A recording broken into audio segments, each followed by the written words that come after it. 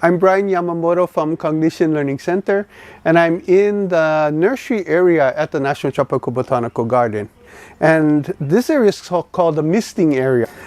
One of the ways that we can do propagation of plants is a method we call cuttings.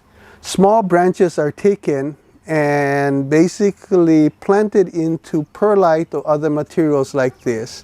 And by providing just enough moisture, these plants will eventually root and produce new plants. Aloha, my name is Mike Demota. I'm the curator for living collections at the National Tropical Botanical Garden. So what we'll be doing here in our nursery is we'll plant some seeds from this really rare hibiscus family member.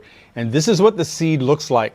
Now this seed takes about 30 days to sprout. There's a very hard seed coat, and we like to use volcanic cinder to plant our seeds in because it stays moist, but it aerates, it drains well, and there's a lot of air floating around it, and that's very important.